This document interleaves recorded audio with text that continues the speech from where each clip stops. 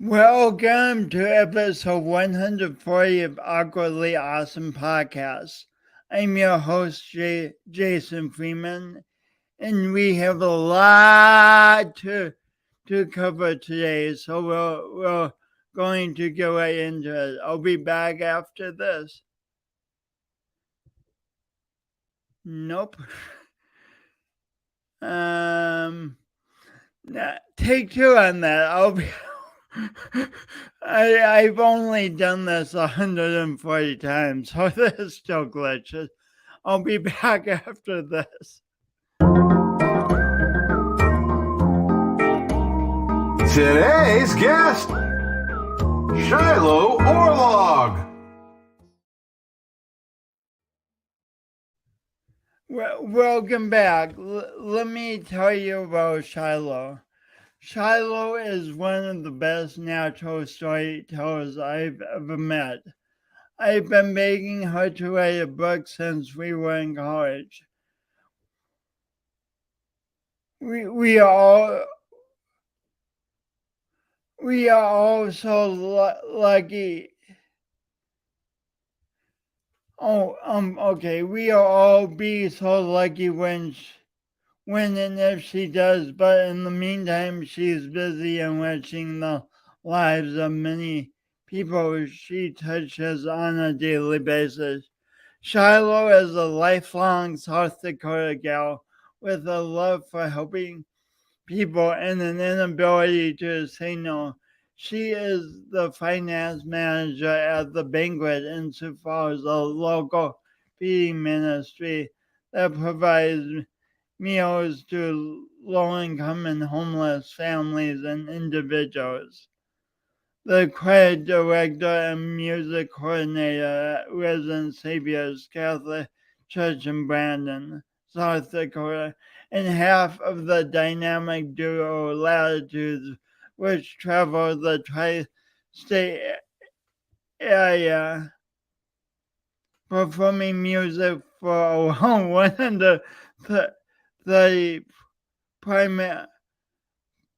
primarily nursing homes and assisted living centers each year. Yes, 130 nursing homes and assisted living center each year. That's a lot. For the past 3 years, she has owned a seasonal business, Tropical Snow, which provides tasty cold treats at the local semi-pro baseball games and area events throughout the summer months. Additionally, she teaches water aerobics 4 to 6 times a week and trains between 6 and 10 piano students most of the time.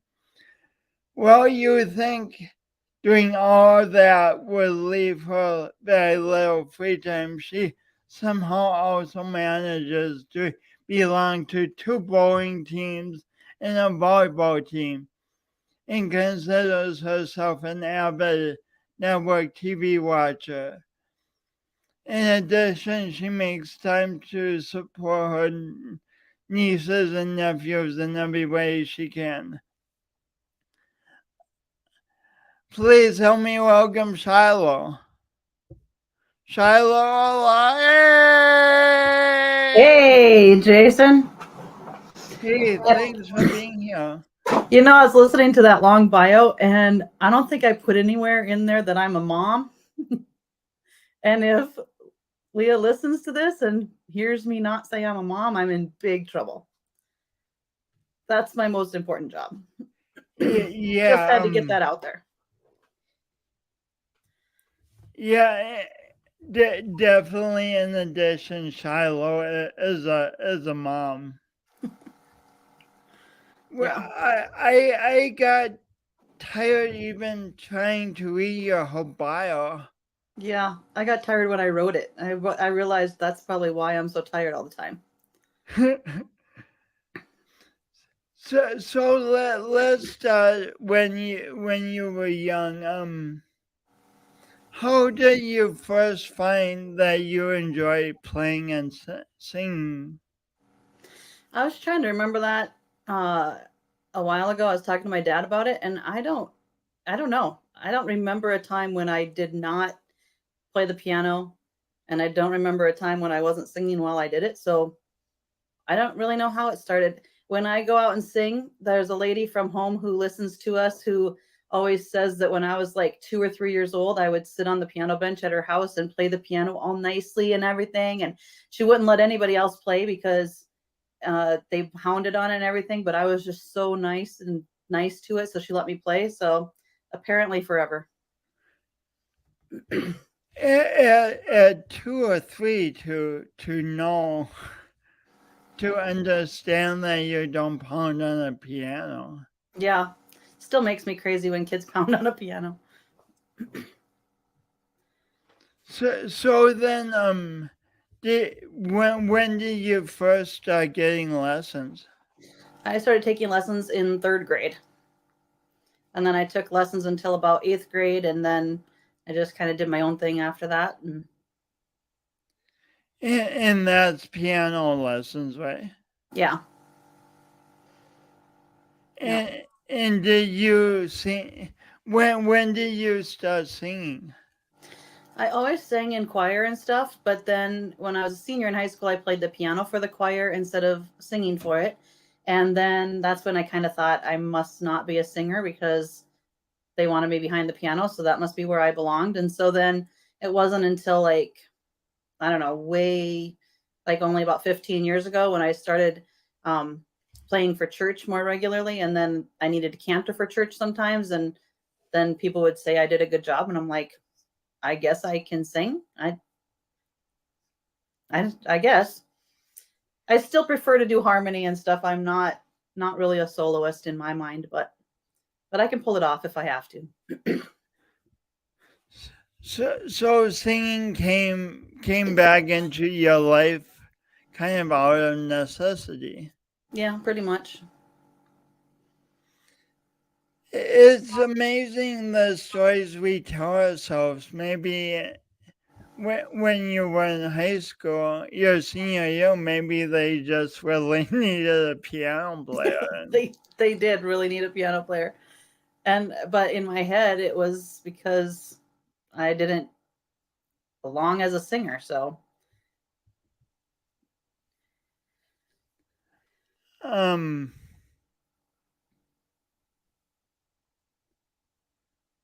So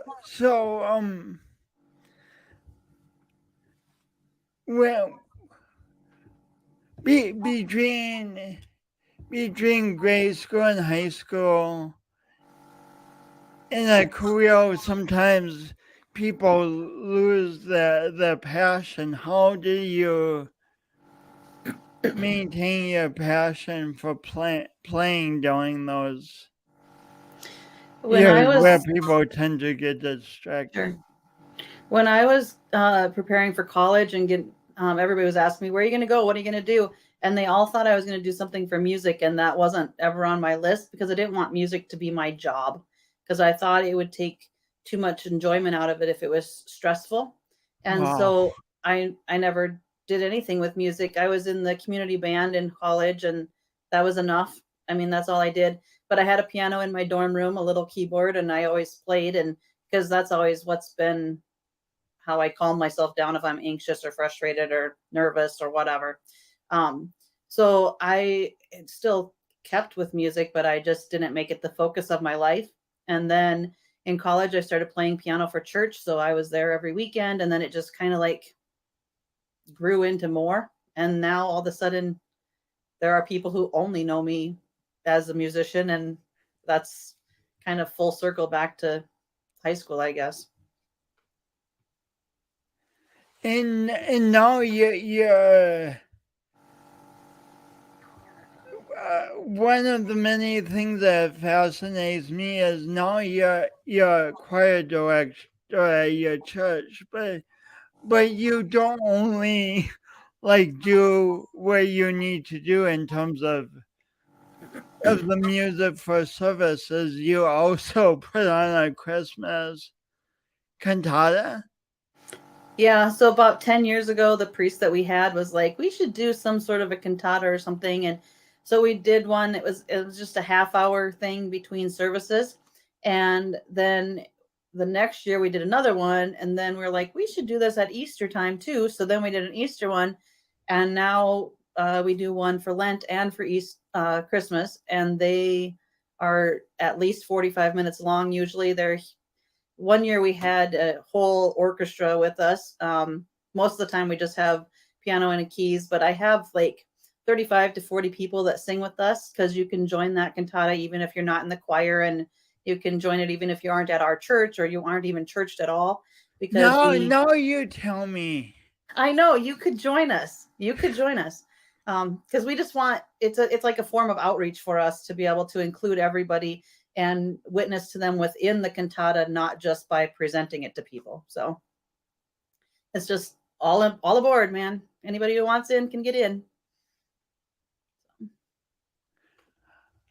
So how did you transition or not transition? How did you say yes and into being not only a music player and a singer, but also being a choir director? That was hard because I started out playing for churches because out of necessity, because I was broke and I needed extra income, and that's a really good way in a short amount of time to get some money. So I started playing on the weekends, and one of the churches that I was playing at didn't have a music coordinator, so I'm like, okay, I applied for that, and I got that, and it wasn't that hard.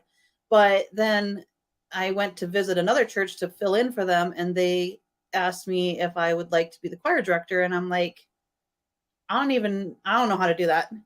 And so I asked a bunch of my friends who I did music stuff with, and I'm like, do you think I can do this job? And they said, yeah, you can. And I'm like, well, pays a lot. So, I mean, it doesn't pay a lot, but comparatively to where I was at in life at that point, it paid a lot. And I was like, I'll give it a try. And if you ask people who actually know how to direct, I don't know how to direct. I don't keep the beat right. I don't, none of that. I don't do it right. But the choir can follow me. I have a good communication with them. And a lot of times I'm like, okay, this is what I need you to sound like. And I don't know how to musically tell you that, but I'm going to tell you logically how to come out that way. And it works out, because most of the people in our choir aren't professionals either. So I think they appreciate knowing that we're on the same page. It's in life, it's so tempting, and I've done this so often to like have a new opportunity come and say, thank you, but I can't. I didn't go to school for choir directing. But you actually started doing it, and through doing it, you realized, oh, hey, I'm pretty good at this. I have a unique way of doing it, and it works. I've been at the church that I'm at now for directing the choir for like 14 years. And I would say it's only been in the last 4 or 5 years that I could actually say, hey, I think I'm good at this. You know, people keep coming back. The choir keeps growing. So I must be. But really, the only reason I had the confidence to do it in the first place is because they asked me to do it, which meant they must have seen something in me that I didn't know I had, or they were desperate, one of the two. And the people around me said, yeah, you can do this. And I knew I had a support system. Plus, I know how to Google stuff. If I don't know what I'm doing, I just look it up and I ask other people, and I am not afraid to find resources to help me do my job better. It's so awesome that you had encouragement. It reminds me that when we encourage someone at anything, it might not seem like that big a deal to us, but it might be a huge thing for them. Yep, that's exactly right. You for a lot of, well, Leah was growing up for a lot of the time you were a single parent. what is that experience like for people who have not been single parents? I'm going to be completely fair here and say that I was a single parent when I had her with me, but we 50-50 parented. And so she was at her dad's half the time. And that is a tremendous gift to be able to give your kids, I think, to not fight and to not, um, to not let them see the other person and whatever. So it's a little unfair, I feel, to say I was a single parent because I did have that resource there if I needed to. Plus, I had a whole village of friends and family who would always be there to help. But I think a little bit being that single parent and having her at her dad's half the time is how I ended up being so busy. Because when she was at her dad's, I would miss her and I was very lonely. And I'm like, Mm. well, there's a free night there. What could I do with that? And so then pretty soon I'm doing something on that night and it's not empty anymore. And so I think that kind of contributed to that. Like subconsciously, I just tried to fill all my time while she was gone. So, Well, so so so even the that even her being gone half the time, you managed to turn into a positive.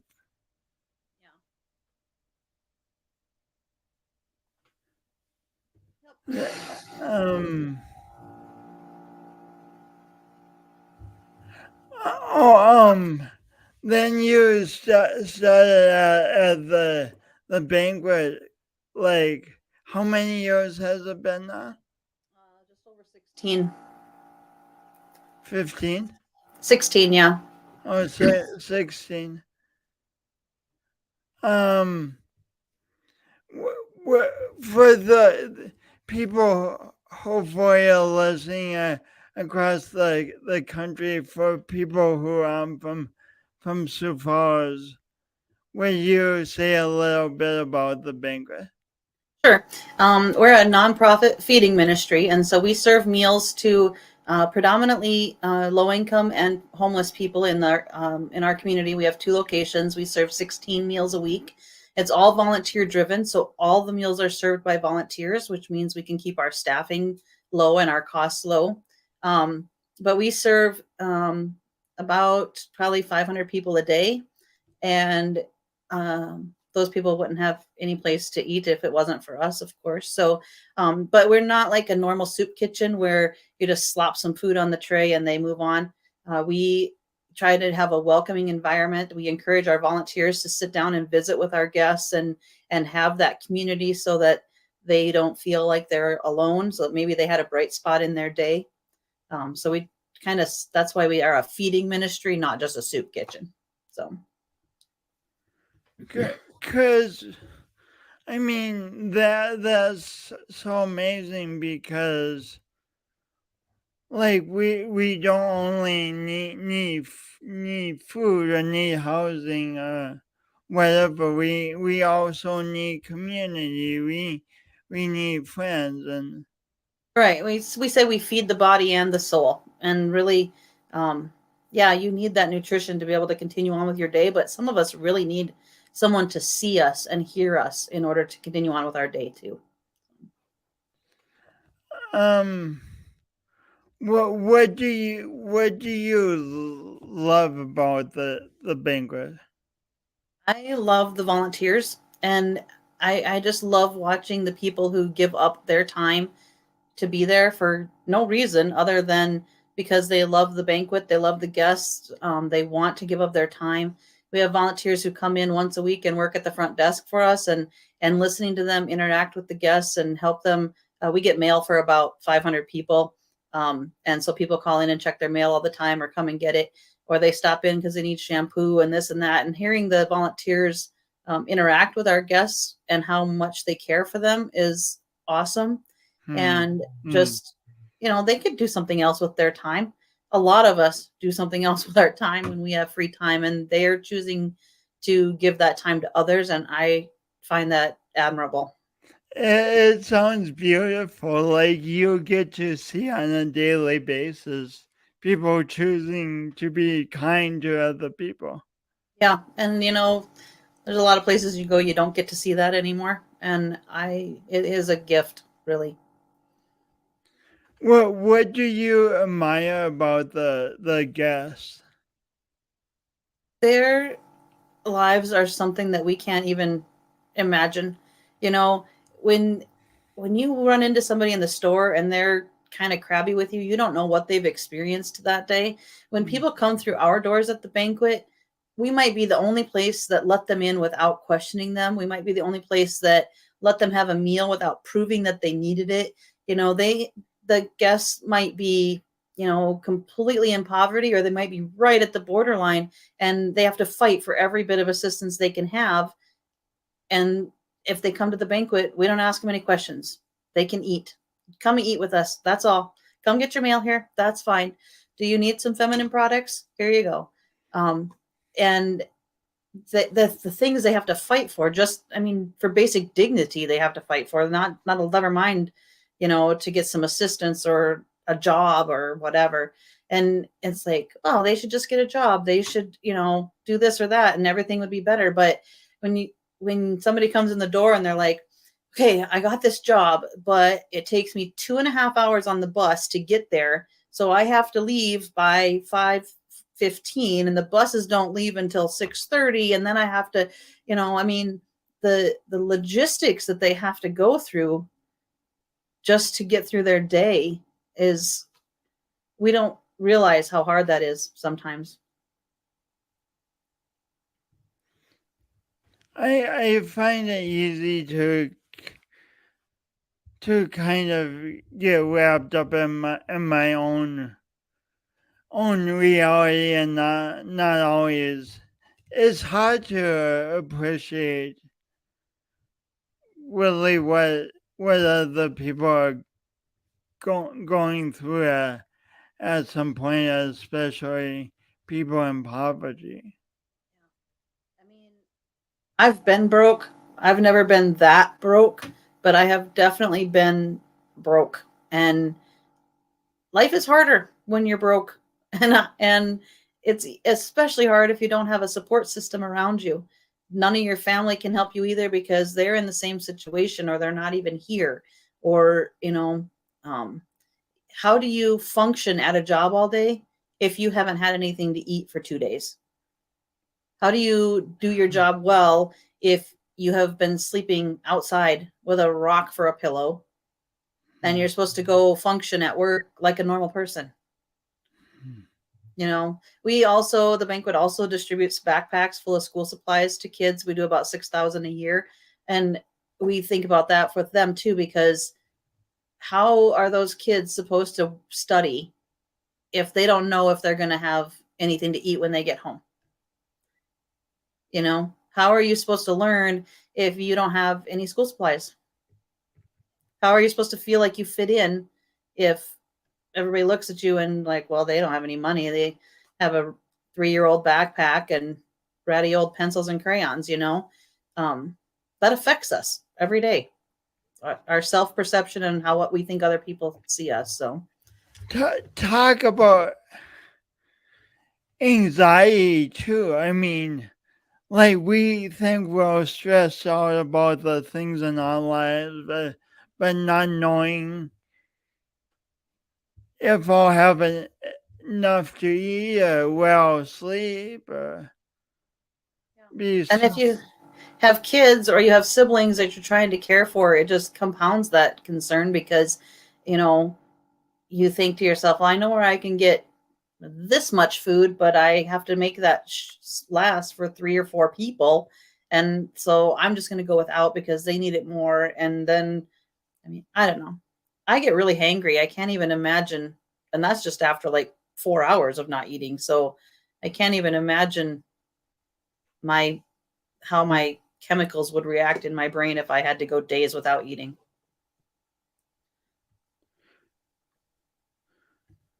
What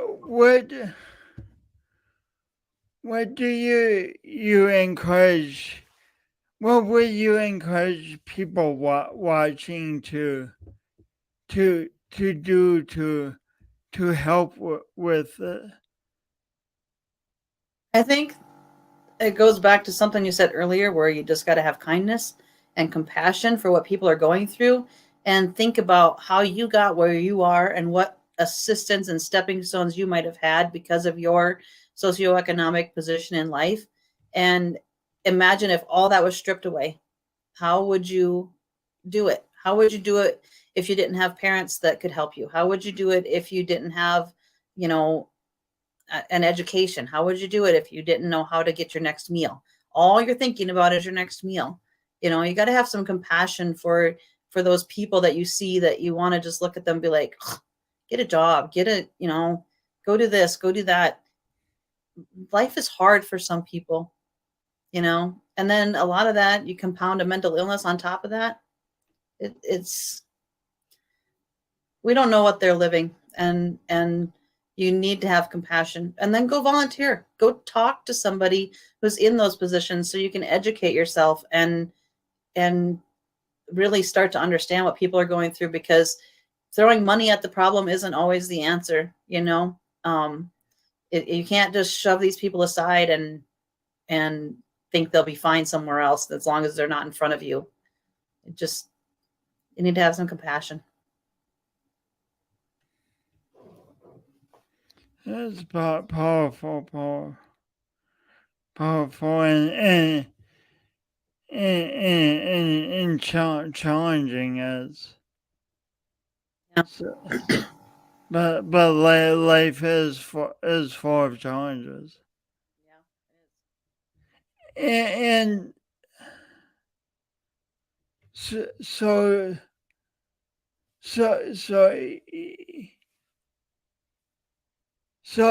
you work with your church. You have a full-time job at the banquet. And then Latitudes has been created, and Latitude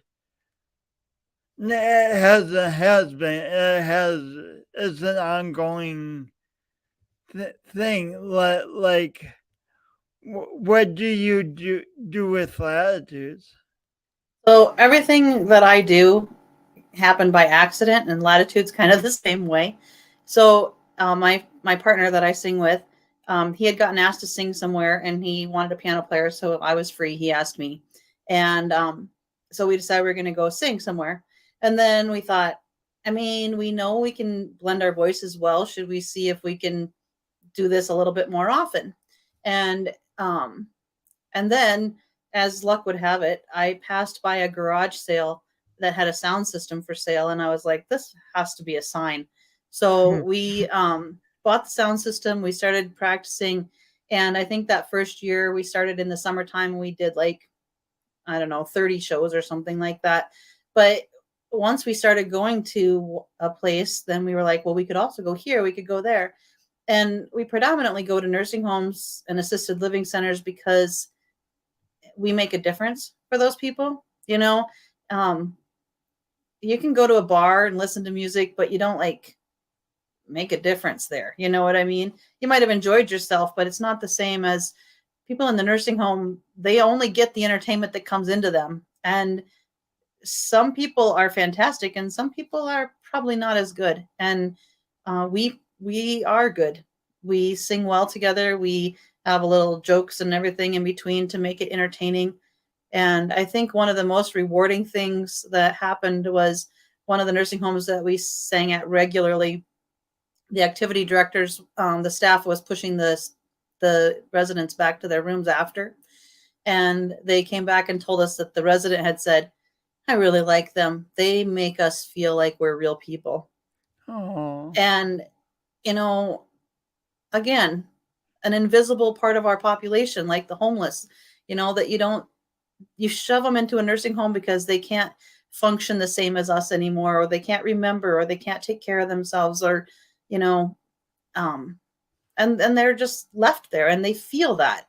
And when we come, we try to make them feel seen. We ask them what songs they want to hear, and we try to learn the songs that they want to hear so that they can always listen to their favorite song. And if somebody says that they like Tiny Bubbles, every time we go to that place, we sing Tiny Bubbles, because that's what they want, and it makes them feel special, makes them feel important that we would do that for them. So you must keep notes on what people ask for, huh? Yeah. I have a note in my phone.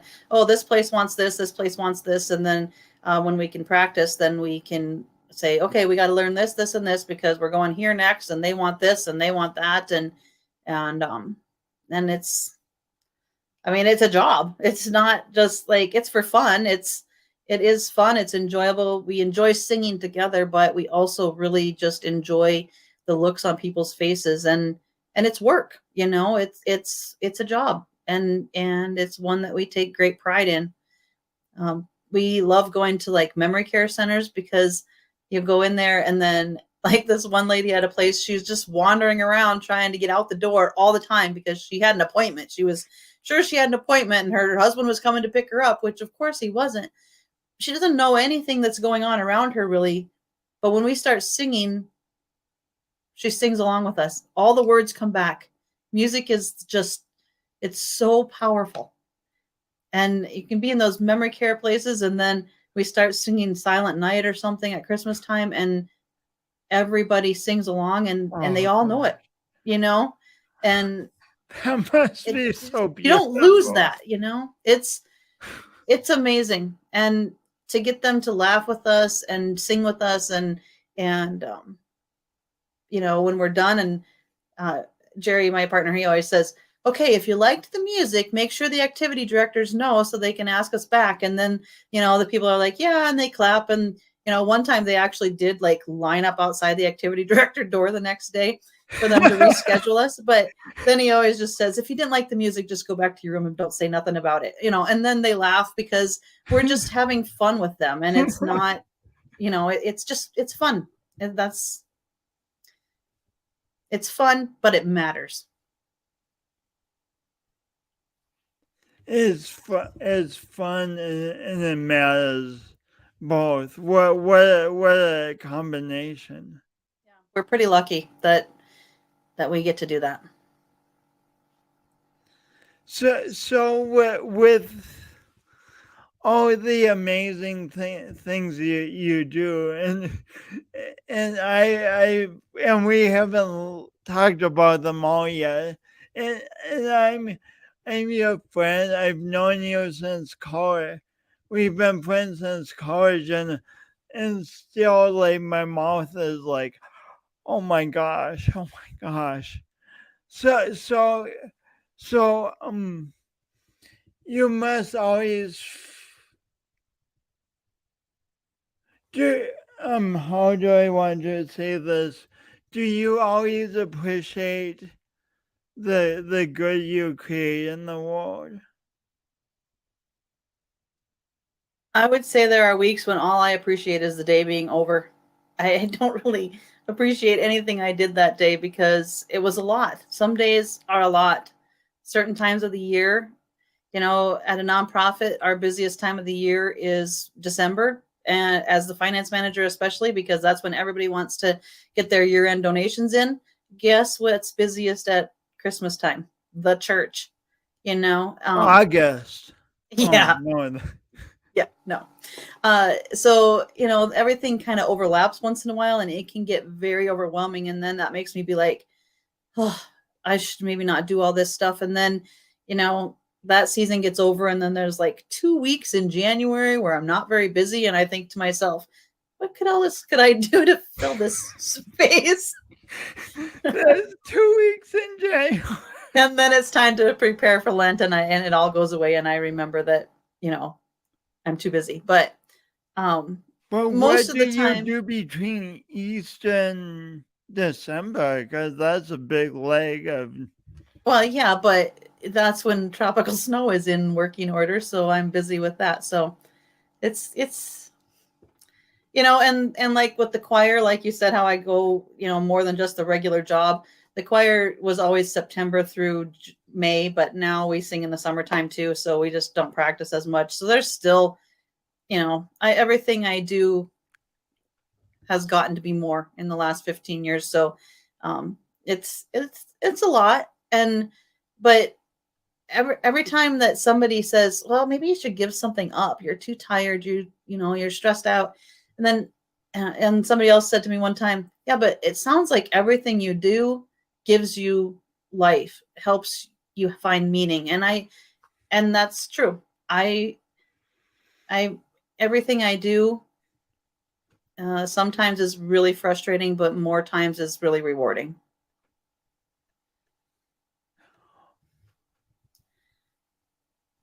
Mm. So there's both the frustration and the reward. Right. And really, honestly, having some frustrating times makes the reward better, because if you don't have to work for that, if you just float along on a cloud of rewards all the time, it's not as fulfilling, I don't find. Speaking about a cloud of rewards, let's talk about shaved ice. How did tropical how did tropical snow come into your reality? And thanks for reminding me, because I had forgotten to mention that, and it's another huge part of another big part of your life. That also was kind of an accident. Um, my daughter worked for Tropical Snow one summer, and then the next summer she did not work for them, but I was still following them on Facebook, and I saw that their business was for sale, and it was 2020. Most people were gone. That's interesting. Yeah, But no, I kind of did too, but then it was May of 2020, and my daughter was 17, and her and her boyfriend, they at the time they were like, what could they do for a job, because a lot of places weren't hiring as much, and so I'm like, we were playing cards one night, and I just jokingly was like, should I see how much this costs, and you guys could run it? And they're like, sure. So I did, and it was more reasonable than I had anticipated, and then I was like, uh-oh. And so I said, well, then you ask were her, like, uh-oh. because once it started, I couldn't stop it. So I said, do you think your other friends would work for us too? Because obviously we would need to have a staff. And so they checked and they said, yeah. Well, then here's what really was the problem. The baseball team wasn't supposed to start for another month. And so I'm like, okay, we can have time to think about this. And then the current owner had messaged me and she said, the baseball team is actually going to start next week. And so if we're going to keep our stand in the stadium, we need to be up and running by next week. And I was like, well, somebody better make that happen. And I guess I decided it was me. And so not only did we buy it kind of like spur of the moment, but we had 1 week to get it operational. We had 1 week to train staff, 1 week to figure out how to do scheduling, 1 week to freeze ice, make syrups, learn everything. Thank goodness my daughter had worked for them before, so she knew the technique of shaving ice, but everything else was just like, it was insane. And it was kind of like we were chasing our tail that whole first summer. The second summer was less tail chasing, but we still have taken a while to get our feet under us. This is our fourth season now, so and my daughter kind of stepped back from it. She graduated high school. She's got other jobs, other priorities, and so while I had hoped it was kind of a mother-daughter thing, and it was in the beginning, and I really appreciate the experiences that it gave her, because it helped her have stepping stones into her next jobs, because she had management experience already at 17. And without her and Andy, it would never have happened. The business would not have happened. But it's really fun though, because we have the best flavors. Tropical snow is nationwide and even in other countries. So if you have a tropical snow nearby you, try it out.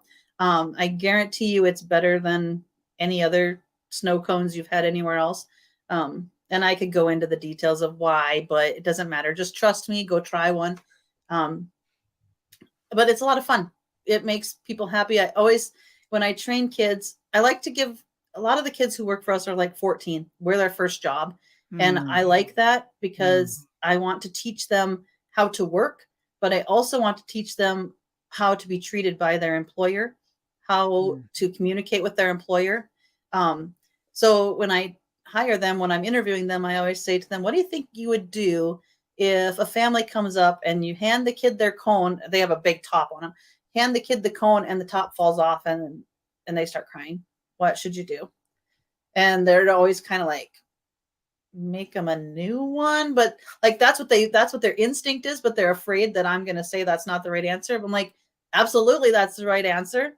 The cost that goes into making the shaved ice is not worth crying. There's no crying in shaved ice.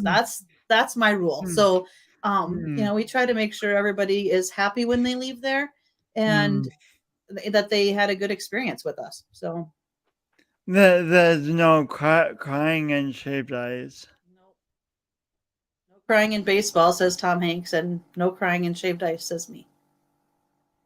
That's I see you speaking at the national convention sometime. Yeah. So you do a lot of things that involve a high degree of stress. Your Decembers are extremely stressful. Preparing a tropical snow stand within a week when you know nothing about shaved ice is extremely stressful. How would you say you deal with stress and at the same time get things done? I think first of all, my biggest blessing in my life is flexibility in everything I do, because my job at the Banquet allows me the flexibility to take care of something else if I need to, as long as I come back and get my job done. And without that, I wouldn't be able to do any of the other stuff that I do. But when somebody, and in December, for instance, somebody says, hey, you want to go to this Christmas party with me, or do you want to go look at Christmas lights? I never say no. And that's because that little break might only be a half hour, an hour, an evening, but it like refreshes me so that I can go back the next day and keep working, because I'm not going to get anything done in that time period for my job that isn't going to wait till the next day. Sometimes you got to work a little faster. Sometimes you got to let things go, but it's so important for me personally, friends and family, top notch. That's my biggest priority. So when I have an opportunity to do something with them, I make every effort to make it happen. And that's how I replenish myself. So it's not always nose to the grindstone. It's your philosophy is work hard, yes, and take on a lot, yes, but also to take breaks, huh? Yeah. Plus, I love what I do. So Christmas time, choir practices last 3 hours. It's insane. And I am like, oh, so stressed walking into choir and so stressed walking out. But also, there's those moments right in the middle where all the harmonies line up and everything went the way it was supposed to. And it's like, take joy in that moment. And then the rest of it doesn't seem so stressful, Or when you're working on something at the office and you got everything lined up in this spreadsheet and it's all like, and then all of a sudden it falls into place and you're like, hey, spreadsheets are awesome. And it just, if you find a little joy in that, it makes the stress not so bad. So take breaks and find joy when things work. How good is that? How often when something works do we struggle to get it to work, but then go on to the worrying about the next thing instead of going, holy cow, that actually worked. I tend to, I don't know how I got this way, but I tend to kind of forget the bad stuff sometimes. And so, when I get away from choir practice, then I remember all the things that went right and I forget about some of the stress that went into it. Like I already forgot 3 hours before when I was stressed leading into choir practice. Like I just only can remember the good stuff that happened in choir practice. I just, there's so many good things that happen and so many I love funny stories. Everything that happens that's funny, I'm going to tell everybody, whether it's something they want to hear or not. And if I just focus on those things, then the rest of it doesn't really seem that bad.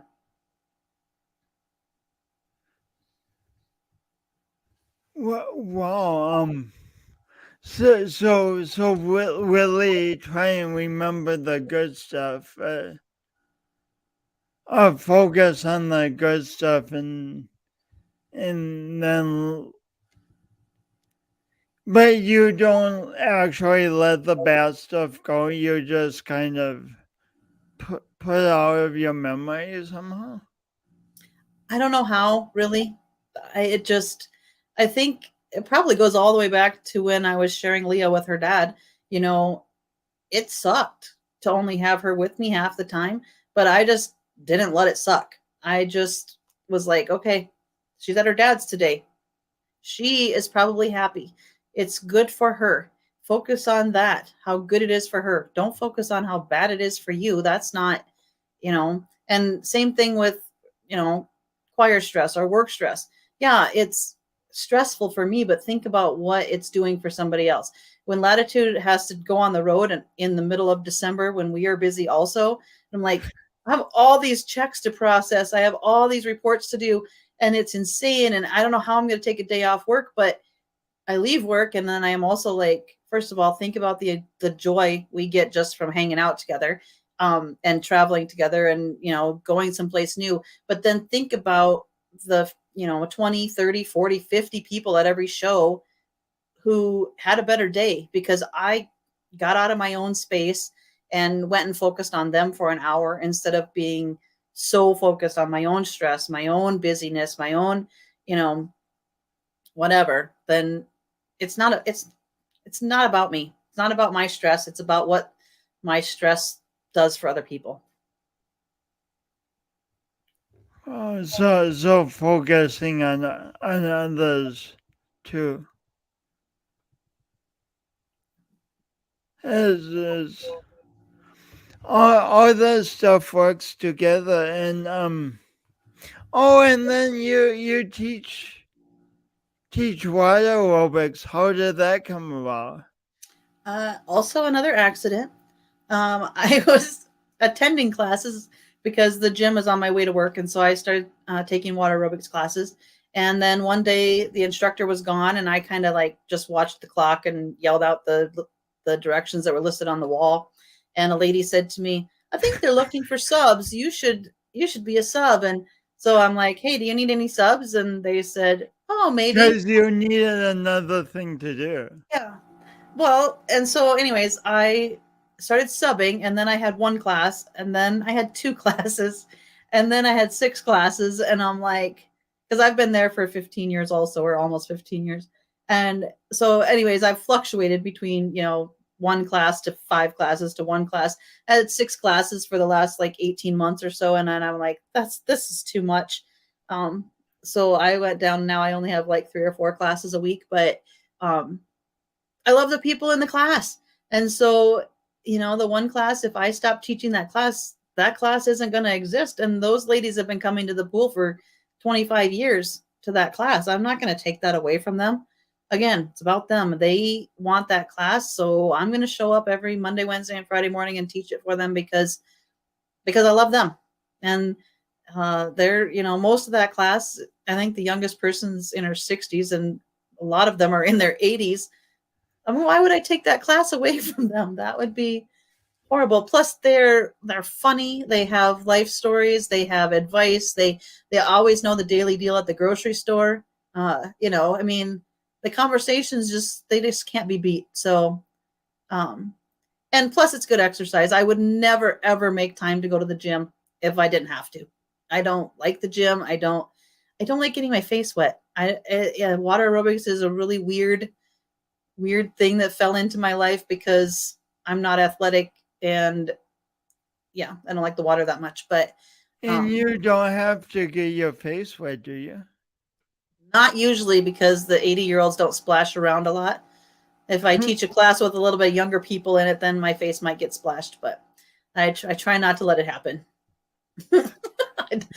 But, I get a free membership to the gym. Great Life has other perks that come with it, which is awesome.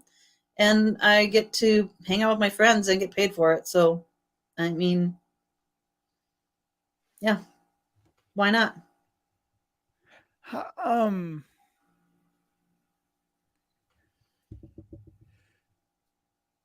If I had asked when you were 7 years old, what Shiloh,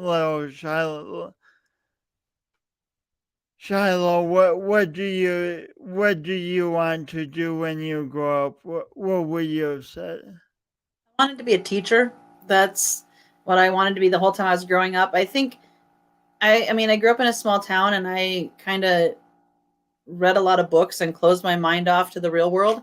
And I didn't really know a lot of what was out there, you know? So I'm like, well, I'm going to be a teacher. My Aunt Dorothy was one of my favorite people. She was my teacher in first and second grade. And I loved her always and forever. And I wanted to be a teacher.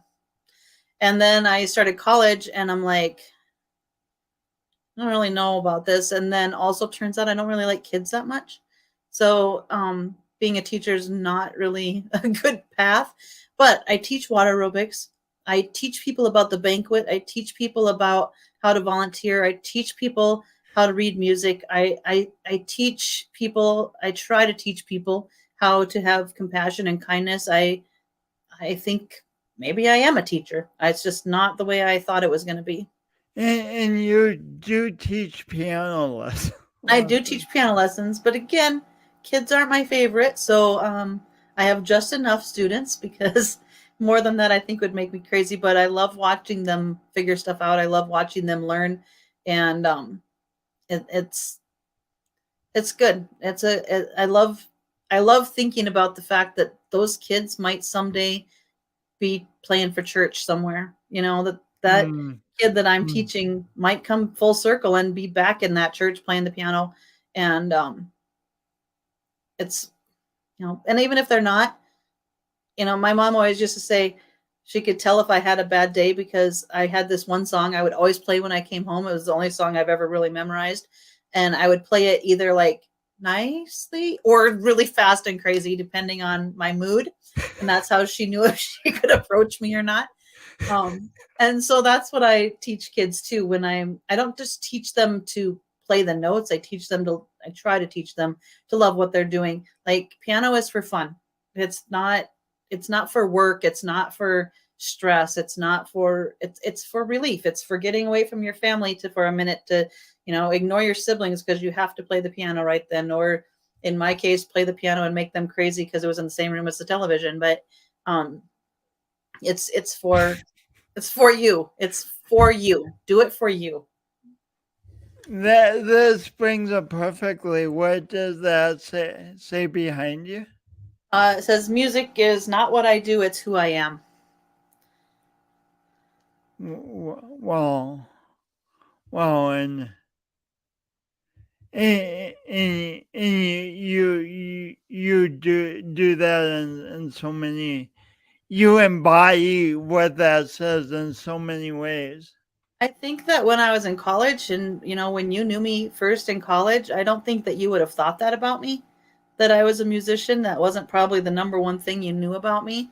But when I was in high school, that was definitely what people knew me as. And now it is too. And I think that I like it better that way. That's so neat that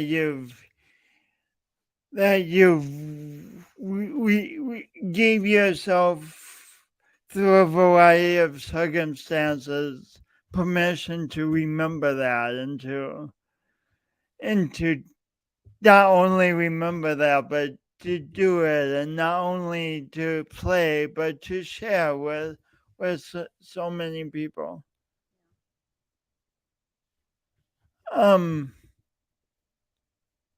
I just told my dad recently, thank you so much for paying for all my piano lessons because mom probably was the one who wanted me to take lessons and he made it happen. But dad was the one who probably paid for them. And what a tremendous gift that was for me. That gives me goosebumps because, I mean, that's an investment. Oh yeah. But think of how many people have been touched by that investment. Yeah. Yeah. And I know it was hard to pay for them sometimes, but um, I'm really glad that they made the effort to do that. So so so you grew up in a small town. What lessons from living in a small town have enhanced your life? Gosh, that's hard. I think I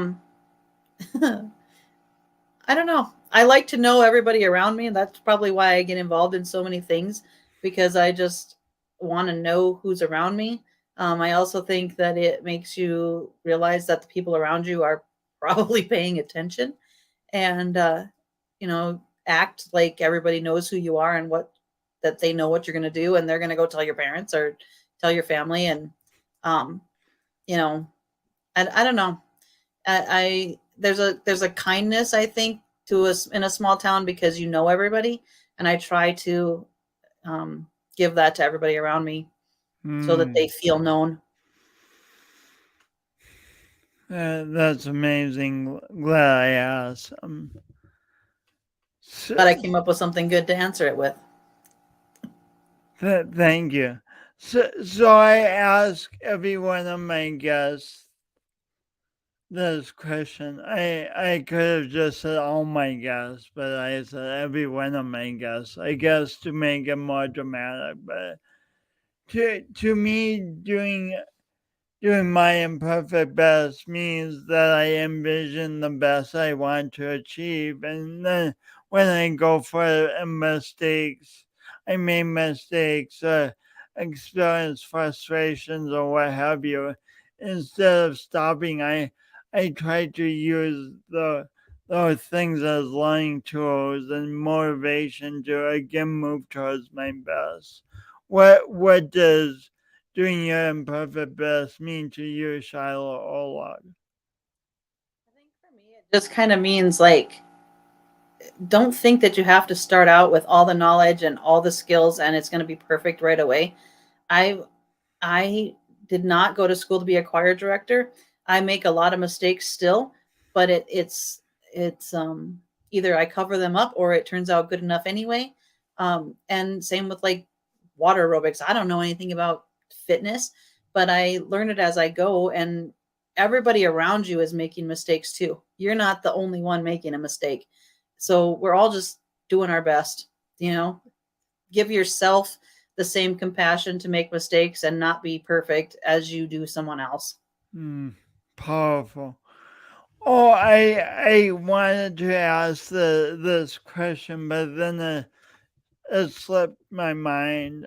So I'll ask it now, and this will truly be the last question.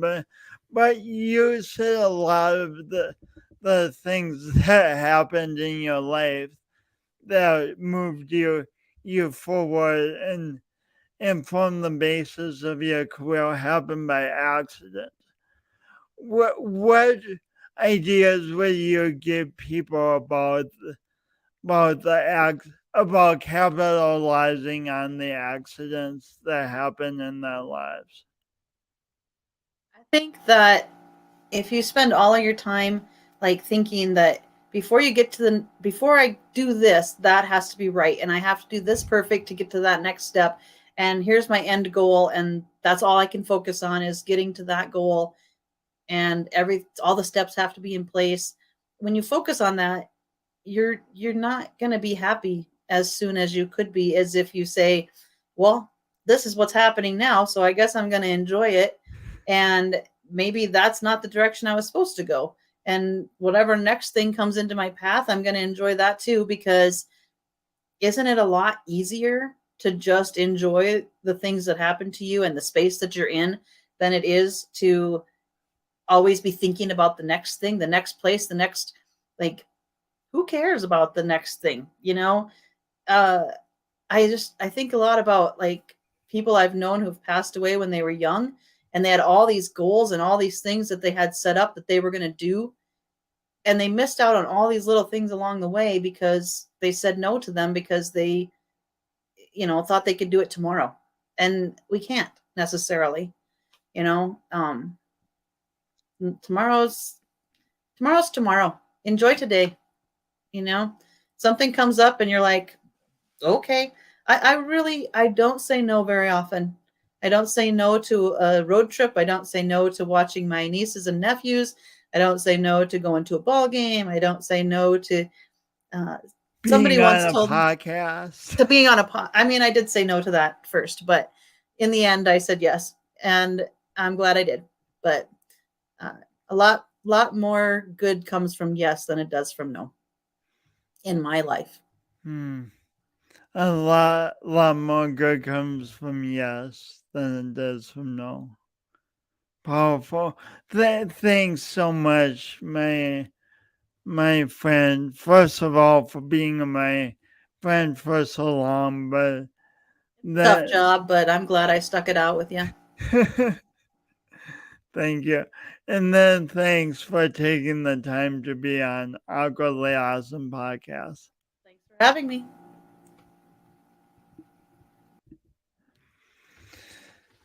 That was so enjoyable. For me, I hope you found it enjoyable too. But Shiloh and I have known each other since college, a long time. But I found out so many things today that I didn't know before, and I was really so inspired by what Shiloh said.